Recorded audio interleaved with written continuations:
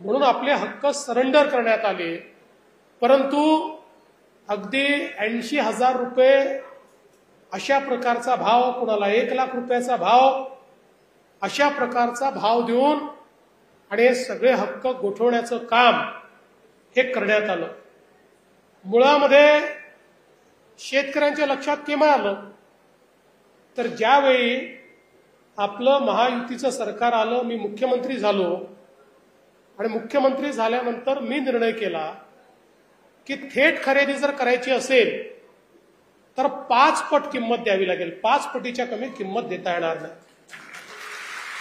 आणि आपण 5 पटीचा GR काढून ज्यावेळी थेट खरेदीनं जमिनी ॲक्वायर करणं सुरू केलं त्यावेळी शेतकऱ्यांच्या लक्षात आलं की अरे 3च वर्षापूर्वी माझी जमीन लाख रुपयाला गेली आणि आता याला 12 लाख मिळत आहेत, याला 15 लाख मिळत आहेत, याला 18 लाख मिळत आहेत।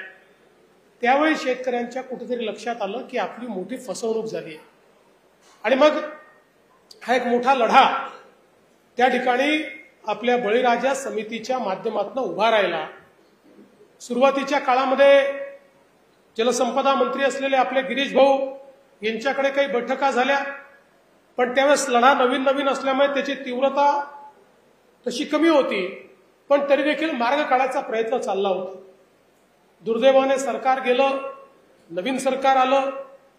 ज्या लोकांनी 2006 ते 2013 या कालावधीमध्ये शेतकऱ्यांची फसवणूक करून त्यांच्याकडनं जमिनी घेतल्या होत्या त्यांचंच सरकार आलं आणि बळीराजा संघटनेला वाटलं आता तरी न्याय मिळेल, या सरकारला आता तरी वाटेल की युती सरकारने इतके पैसे दिले तर आपणही काही पैसे दिले पाहिजे।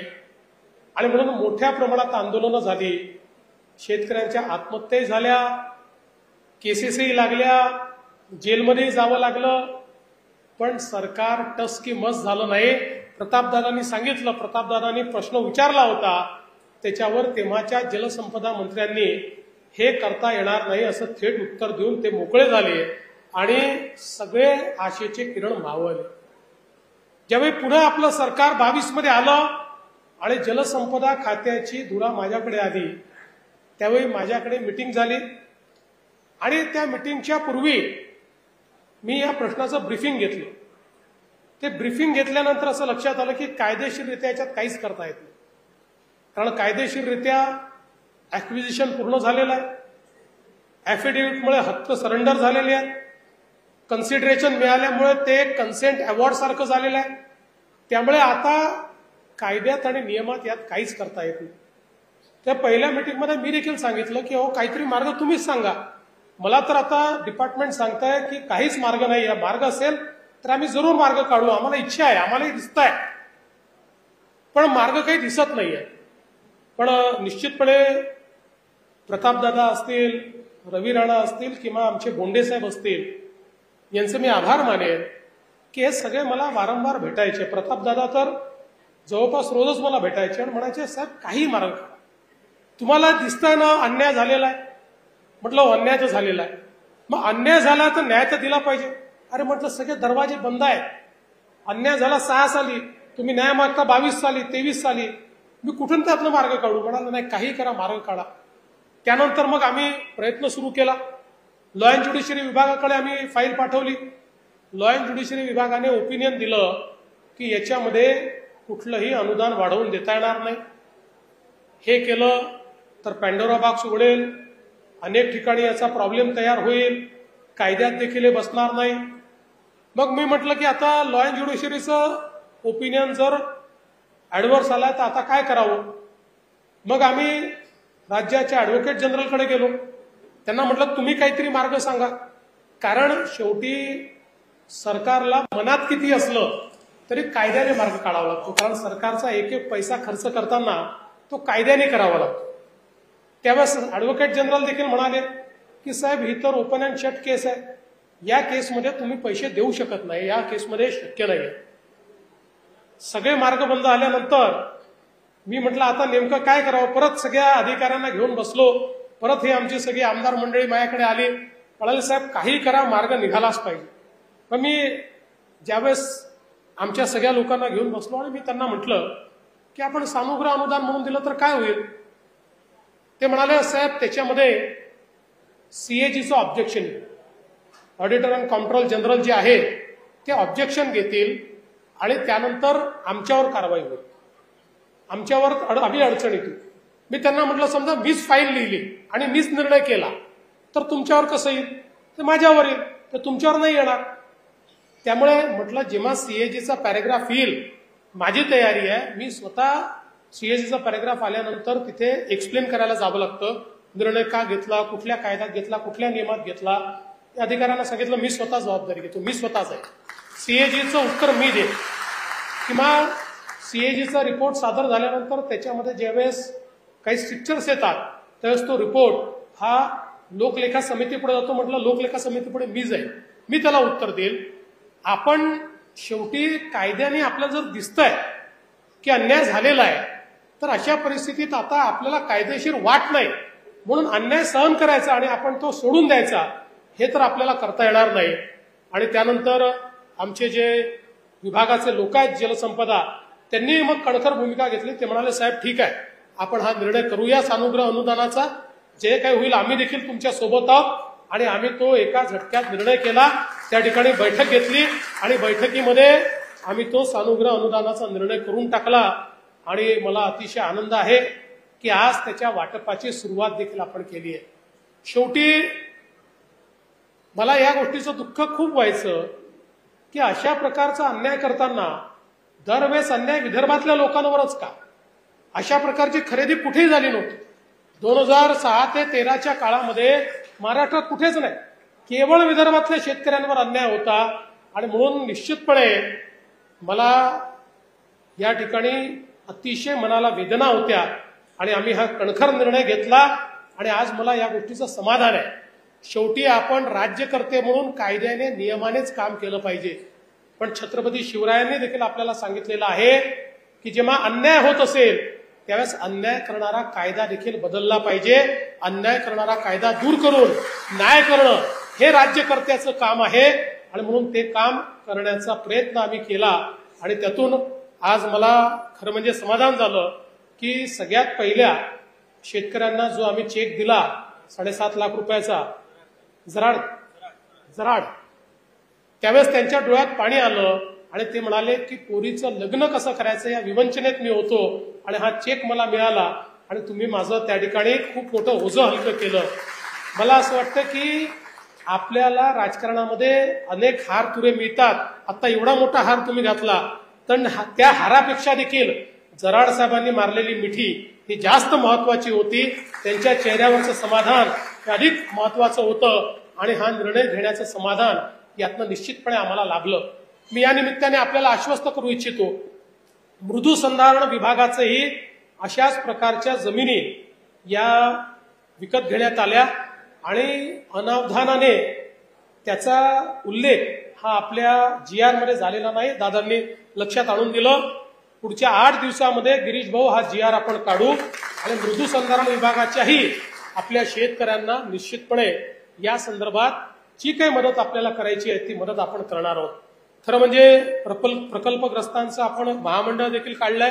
आता त्या महामंडळाला मोठं भाग भांडवल देऊन प्रकल्पग्रस्तांच्या मुलांना त्या ठिकाणी उद्योगधंद्याकरता कर्ज कसं देता येईल बिनव्याजी, अशा प्रकारचा आमचा प्रयत्न आहे की त्यातनं तेही कशा प्रकारे आपल्या पायावर उभे राहू शकतील. एक अजून मुद्दा आपण मांडलेला आहे की 5% अट ही 15% न्यावी.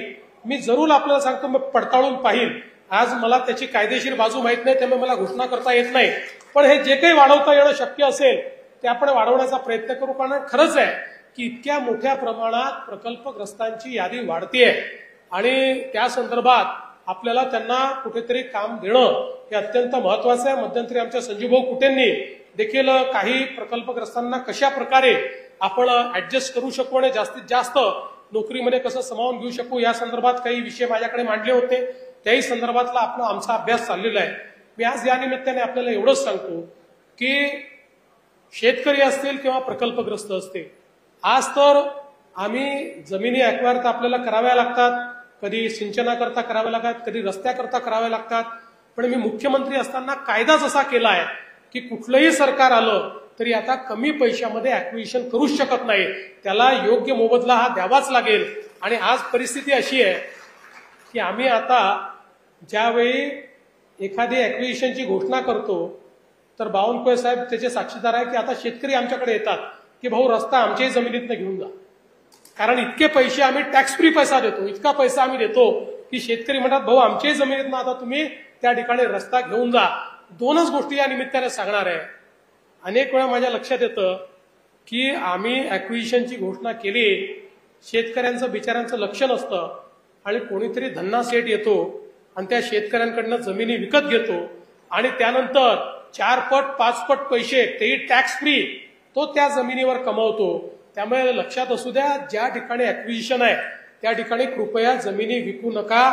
जमिनी विकण्याचं आणि कोणी घेत असेल तर एकदा पता करून घ्या की अचानक एवढी जमीन हा घेण्याकरता का आलेला आहे. कारण आमची इच्छा आहे की 2 पैसे जर जास्त मिळणार असतील तर ते शेतकऱ्यांना मिळाले पाहिजेत, ते व्यवसाय करणाऱ्यांना मिळणं हे काही योग्य नाही आहे. त्यामुळे या दृष्टीने देखील आपण सगळ्यांनी सजग राहिलं पाहिजे. दुसरी गोष्ट मी आपल्याला सांगतो, या प्रकल्प म्हणजे 6 ते 13 शेवटचा शेतकरी जोपर्यंत पैसे मिळत नाही तोपर्यंत आम्ही योजना बंद होऊ देणार नाही. हे याकरता सांगतोय की कोणीही फसवणूक करायला आलं तर त्याला बळी पडू नका. आता याच्यामध्ये वेगवेगळ्या काळात पैसे का मिळतात, कारण त्या प्रकल्पाला ते पैसे आम्हाला द्यावे लागतात आणि मग त्यांच्या खात्यातलं तुमच्या खात्यामध्ये ते वर्ग होतात. ज्या प्रकल्पाकरता ती जमीन गेली आहे त्यामुळे त्याला कुठल्या प्रकल्पाला आधी पैसे मिळतात, कोणाला नंतर मिळतात. सगळ्यांना आम्ही आता येत्या काळामध्ये पैसे देऊन टाकणार आहे. काही तुम्हाला फार काळ वाट पाहावी लागणार नाही. पण कोणाला आज मिळतील तर कोणाला 7 दिवसांनी मिळतील, कोणाला 15 दिवसांनी मिळतील. त्यामुळे कोणी येऊन जर तुम्हाला सांगितलं तुझं नावच नाही आहे, तुझं काही प्रॉब्लेम असेल, तुम्हाला जर एकाची कोणाची अडचण असेल, आमचे सगळे मंत्री आमदार या ठिकाणी बसल्यात, त्यांच्यापर्यंत जा, त्यांना सांगा की माझं नाव सापडत नाहीये, ही माझी जमीन आहे, हे माझे कागद आहेत. त्याचा पाठपुरावा करून त्यालाही पैसे मिळवून देण्याची जबाबदारी आमची आहे. पण कोणत्याही दलालाच्या भानगडीत या ठिकाणी पडू नका. मी आज या निमित्ताने आपल्याला एवढं सांगू इच्छितो की मोठ्या प्रमाणात आपल्या शेतकऱ्यांना लाभ मिळाला पाहिजे. या दृष्टीनं मागच्या काळामध्ये आपण बळीराजा जलसंजीवनी योजना आणली आणि वर्षानुवर्ष जे सिंचनाचे प्रकल्प अपूर्ण होते 5 वर्षामध्ये 79 प्रकल्प या विदर्भातले आपण पूर्ण केले. 25,000 कोटी रुपये आपण त्या ठिकाणी लावले. जे प्रकल्पांना सुप्रमा नव्हती अशा प्रकल्पांची सुप्रमा करून त्याचंही काम सुरू केलं. आणि पुढच्या काळामध्ये आपल्याला कल्पना आहे वैनगंगा नळगंगा सारखी योजना, जसा समृद्धी महामार्ग मी ज्यावेळेस करून म्हणून सांगितलं, लोक मला वेड्यात काढायचे की 55,000 कोटीचा रस्ता होतो का, असा रस्ता कधी होणार आहे का. पण मी सांगायचो समृद्धी महामार्ग विदर्भाची लाईफलाईन बनेल. विदर्भामध्ये उद्योग येण्याकरता, व्यापार येण्याकरता आणि शेतकऱ्याच्या शेतमालाला भाव मिळण्याकरता हा समृद्धी महामार्ग अत्यंत महत्वाचा आहे. त्यावेळेस लोक वेड्यात काढायचे, पण आपण तो समृद्धी महामार्ग बनवून दाखवला. आणि आता दुसरा महत्वाकांक्षी प्रकल्प जो विदर्भातल्या शेतकऱ्यांच्या जीवनात परिवर्तन करणार आहे तो म्हणजे नळगंगा वैनगंगा नदीजोड प्रकल्प. जवळपास 600 किलोमीटरची नवीन नदी आम्ही तयार करतोय, जी वैनगंगेपासनं तर नळगंगा आणि पलीकडे बुलढाणा जिल्हा, वाशिम जिल्हा शेवटच्या टोकापर्यंत आम्ही ही नदी नेणार आहोत. या नदीमुळे आपल्या अमरावती विभागातले 5 जिल्हे आणि नागपूर विभागातला वर्धा आणि नागपूर असे 7 जिल्हे हे पूर्णपणे दुष्काळ मुक्त होणार आहेत. 10 लाख एकर जमीन ही ओलिताखाली येणार आहे आणि विदर्भामध्ये एकही कोरडवाहू शेतकरी राहणार नाही. शेतकरी सगळे बागायती होतील, सगळ्यांच्या शेतीपर्यंत पाणी, आणि तेही पाणी ड्रिपच्या माध्यमातून त्या ठिकाणी देण्याची योजना आम्ही आखलेली आहे. आणि हे सगळं करत असताना आपल्याला कल्पना आहे आता शेतकऱ्यांकडनं आम्ही विजेचं बिल घेत नाही. आता सगळे फिडर आम्ही कृषीचे हे सोलरवर आणतोय. 2026च्या डिसेंबर पर्यंत हे काम पूर्ण झालं की त्यानंतर आमच्या शेतकऱ्याला दिवसा 12 तास 365 दिवस आम्ही मोफत वीज देऊ. रात्रीच्या विजेची झंझट ही शेतकऱ्याच्या पाठीशी राहणार नाही आणि त्या माध्यमातून मोठ्या प्रमाणात शेतकऱ्यांना दिलासा देण्याचं काम हे आपल्या सरकारच्या माध्यमातून होत आहे. आपल्याला माहिती आहे की आता आपण मेगा टेक्सटाईल पार्क केला, आता पीएम मित्रा टेक्सटाईल पार्क करतोय की ज्याच्या माध्यमातून विशेषतः कापसाचा जो शेतकरी आहे याला कापसापासनं तर कापडापर्यंत, कापडापासनं फॅशनपर्यंत अशा प्रकारचं सगळं व्हॅल्यू ऍडिशन करायचं आणि त्यातनं 2 लाख लोकांकरता रोजगार तयार करायचा, त्याची सुरुवात देखील आपण अमरावतीमध्ये केलेली आहे. आणि एक अजून योजना त्या संदर्भातली मी लवकरच घोषित करणार आहे की ज्यामध्ये कापसाच्या शेतकऱ्यांचं एक फार मोठं व्हॅल्यू क्लस्टर हे आम्ही तयार करणार आहोत, ज्यातनं शेतकऱ्यांना योग्य दाम मिळाला पाहिजे आणि अश्युअर्ड मार्केट मिळालं पाहिजे, अशा प्रकारचा आपला प्रयत्न आहे. आपल्याला कल्पना आहे की मागच्या काळामध्ये नानाजी देशमुख कृषी समृद्धी योजना ही आपण वर्ल्ड बँकेच्या माध्यमातून सुरू केली आणि विशेषतः आपल्या हा जो काही पश्चिम विदर्भ आहे इथल्या सगळ्या जिल्ह्यांमधल्या काही गावांमध्ये जवळपास 4000 गावांमध्ये आपण ही योजना सुरू केली आणि या योजनेची फळं आज आपल्याला दिसत आहेत. मोठ्या प्रमाणात जलसंधारणाची कामं झाली आहेत, लोकांकडे यांत्रिकीचं त्या ठिकाणी प्रशिक्षण झालं आहे, यांत्रिकीची सुरुवात झालेली आहे, वेगवेगळ्या प्रकारे नवीन टेक्नॉलॉजीज आपण त्या ठिकाणी आणलेल्या आहेत. आता याचा दुसरा टप्पा 6000 कोटीचा हा आपण पुन्हा हातामध्ये घेतलेला आहे आणि सॅच्युरेशन पद्धतीनं गावात गेलं की गावातले जलसंधारणाचे स्ट्रक्चर्स असतील, त्या गावामध्ये जेवढी मागणी असेल त्या सगळ्यांना ड्रिप इरिगेशन असेल, स्प्रिंकलर असेल, त्या गावामध्ये जेवढी ट्रॅक्टरची मागणी असतील तेवढे ट्रॅक्टर असतील, बीबीएफ असेल, वेगवेगळ्या प्रकारच्या फवारणीचे तंत्र असतील, ड्रोन असतील, अशा सगळ्या गोष्टी सॅच्युरेशन पद्धतीनं त्या गावामध्ये द्यायच्या, जेणेकरून ते गाव हे परिपूर्ण झालं पाहिजे आणि तिथली शेती जी आहे ती शेती वातावरणातल्या बदलातनं कुठेतरी त्याचा जो वाईट परिणाम आहे त्या वाईट परिणामातनं आपल्याला मुक्त करता आली पाहिजे आणि शाश्वत पिकं हे आमच्या शेतकऱ्याला घेता आले पाहिजेत, अशा प्रकारचा आपला प्रयत्न आहे. त्याचसोबत आपण स्मार्ट सारखी योजना सुरू केली आहे, ज्या योजनेच्या अंतर्गत प्रत्येक गावामध्ये जी आपली प्राथमिक सोसायटी आहे या बहुउद्देशीय सोसायटीला आपण बहुउद्देशीय सोसायटीमध्ये त्या ठिकाणी परिवर्तित करून 13 प्रकारच्या योजना या सोसायटीला आपण देणार आहोत की ज्या योजनांच्या माध्यमातून ती सोसायटी बळकट होईल आणि ती सोसायटी त्या ठिकाणी ऍग्री बिझनेस सोसायटीमध्ये परिवर्तित होऊन एक प्रकारे शेतकऱ्याच्या शेतमालाला भाव देण्याकरता बाजाराचं काम ही गावातली सोसायटीच करेल, अशा प्रकारचं आपण एक काम हातामध्ये घेतलंय. याच्याकरता देखील वर्ल्ड बँकेने आपल्याला मदत दिलेली आहे. यासोबत अन्न प्रक्रिया छोटे प्रकल्प याकरता देखील आता आपण मोठ्या प्रमाणात त्या ठिकाणी मदत करणं सुरू केलेलं आहे. प्रत्येक गावामध्ये अन्न प्रक्रियेचे छोटे प्रकल्प लागून त्या ठिकाणी जे काही आपलं वेस्टेज आहे ते वेस्टेज दूर व्हावं आणि त्या माध्यमातून शेतकऱ्यांना अधिक अशा प्रकारे त्याचा पैसा मिळावा, असा आपला प्रयत्न आहे. आणि हे सगळं करत असताना माननीय प्रधानमंत्री महोदयांनी द्रोण दिदीचा जो कॉन्सेप्ट आणलाय, हळूहळू आपल्याला तो कॉन्सेप्ट लागू करायचा आहे. आता आम्ही ऍग्रीस्टॅक ही व्यवस्था आमच्या बावनकुळे साहेबांच्या या माध्यमातून त्या ठिकाणी महसूल विभागातनं सुरू केली आहे. याच्यामध्ये प्रत्येक शेतकऱ्याच्या जमिनीचं डिजिटायझेशन आम्ही करतो आहोत आणि 96 लाख शेतकऱ्यांचं झालेलं आहे, अजून 20 लाख शेतकऱ्यांचं करायचं आहे. त्यामुळे प्रत्येकाचं डिजिटायझेशन करून आता आपल्याला अनेक वेळा प्रश्न येतो की आपण ज्यावेळेस त्या ठिकाणी फेरफाराचा विषय असतो किंवा पंचनाम्याचा विषय असतो किंवा ई पीक पाहणीचा विषय असतो, प्रत्येक वेळी शेतकऱ्यांना अडचणी होतात. आता या सगळ्या गोष्टी डिजिटल माध्यमातनं, सॅटेलाइटच्या माध्यमातनं, ड्रोनच्या माध्यमातनं त्या ठिकाणी आम्ही करणार आहोत. त्यामुळे शेतकऱ्याला नुकसान भरपाई द्यायची असेल तरी देखील आमच्याकडे पंचनामे झाले नाही, पंचनामे चुकीचे झाले, आमच्याकडे कोणी आलंच नाही असं म्हणायला आता कुठे वावच राहणार नाही. अशा प्रकारे कम्प्लिटली डिजिटली आम्ही ते करतो आहोत. आणि हे करत असताना आपल्याला पुढच्या काळामध्ये गटशेतीकडे मोठ्या प्रमाणात जायचं आहे आणि गटशेतीसोबत नैसर्गिक शेतीकडे जायचं आहे.